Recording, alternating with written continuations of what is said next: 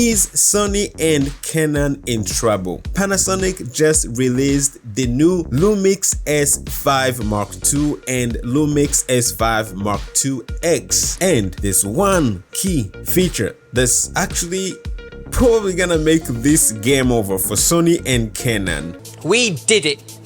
The Lumix S5 Mark II will have phase hybrid autofocus. Guys, this changes everything. Lumix S5 Mark II and S5 Mark II X have actually the phase detect autofocus system, which is something that we all have been complaining about. Personally, I am a GH5 user. I actually been using GH5s for over 6 years now. They are so great, like the specs, like all the value that you get from these cameras, it's just amazing.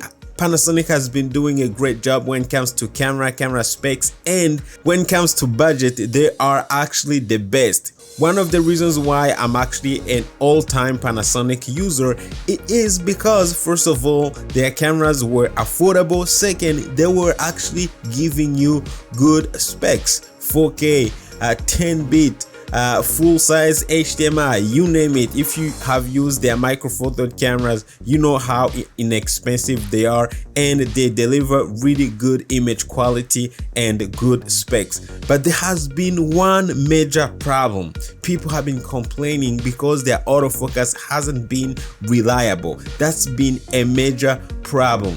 And when they announced the GH6, everybody was excited. We thought we're gonna get the phase detect autofocus, which is a great autofocus system that has been used by Canon and Sony and has really been super reliable, we all know.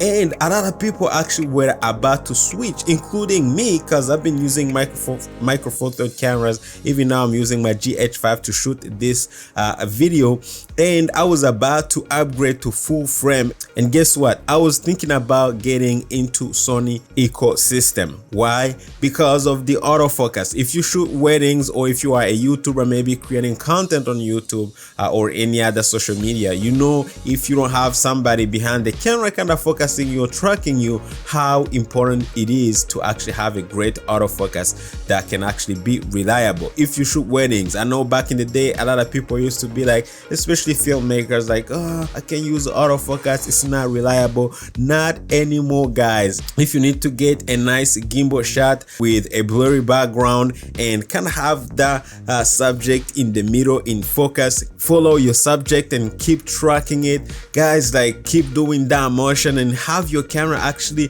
track the subject, keep it in focus reliably. That's something that you can actually achieve with Sony and Canon cameras because of their autofocus. And I still use my autofocus on my GH5, even right now I'm using it, but when I try to do those complex moves, it's not just reliable. However, that stops right now today because we have a new autofocus system from Panasonic, and that's the key feature. For me, I'm ready to actually keep using the Panasonic ecosystem. I'm ready to upgrade to full frame, and I'm ready to get into the S5 lineup. Okay, now let's talk about some key features. Obviously, as you know, Panasonic is always delivering and dropping some cool stuff. Obviously, these are going to be full frame cameras, L mount lenses. Obviously, we have full size HDMI, which is great. We have real-time LUT. This is gonna be useful if you are into streaming. Personally, I would love to be maybe apply a LUT for my streaming inside the camera, so when I'm streaming, I'm actually sending the color graded picture in real time to my live feed. I think that's amazing. However, if you are into filmmaking as well, you could use a LUT. Maybe you don't want to, do some color grading or anything in post-production. Although depending on the scene you're trying to shoot, if you're changing a lot of scenes, I don't think this is gonna be super useful. But if you're shooting maybe in one scene, maybe you're doing a multicam shoot and you kind of want to kind of match the cameras and or have a look that you like, and kind of save that time for post-production. I think this is gonna be super useful. Other than that, obviously we're getting up to 6K recording, video recording, 10-bit 420, and we're getting obviously the new autofocus system, the phase detect autofocus. We're getting 4K 422 10-bit if you are a specs nerd, dual native ISO, 14 stops of dynamic range, and obviously this is gonna be a hybrid camera, so you can use to take photos as well. It's got 24.2 megapixels. This is a 24 megapixel sensor, so if you wanna use it for pictures, although personally I'm not a photo picture guy, so probably not gonna be using it if I get to buy it for taking pictures, although I can use it time to time for taking pictures. When it comes to pictures, I'm always kind of leaning towards Sony, Nikon, and Canon, obviously.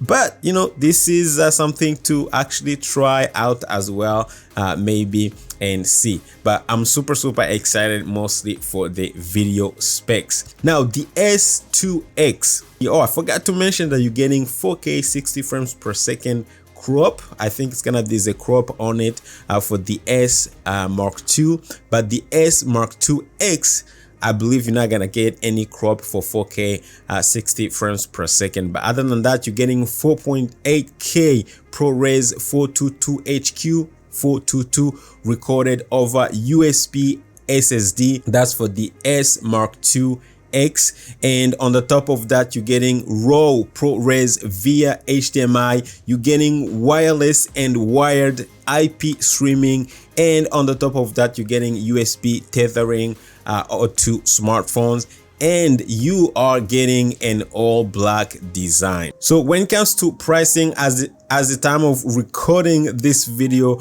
as you can see, this is B&H. For the Mark II X, you actually paying only $2,197, and for the Mark II you paying only $1,997, which is great, guys. We're talking about under $2,000, and obviously you're paying a little more for the extra features for the X version. Other than that, Lumix also announced another lens as well, which is, for me, I'm not super excited about the lens, but I'm gonna put the announcement video down below in the description so you guys can check it out. But other than that, guys, this is super exciting. This is gonna be a historical moment for Lumix users, and this is gonna be a threat to Sony and Canon. Why? Because that's the only thing that I would say that Lumix was failing on when it comes to competing with these two brands. Remember, for Sony, my only problem, I think Sony was perfect, but it tends to be a little more expensive to get the specs that we were getting from Lumix cameras. Same thing goes with Canon. To be able to get the specs that we have with the S5, even the GH6, the micro four third cameras, to be able to actually have the same specs in Canon or Sony version, it was just super expensive. Panasonic is known for delivering and giving us a lot of features and specs, especially if you are a filmmaker on budget or if you are into video production on budget. I believe most of us have actually started with Lumix cameras because that's what we could actually afford. So this is a historical moment.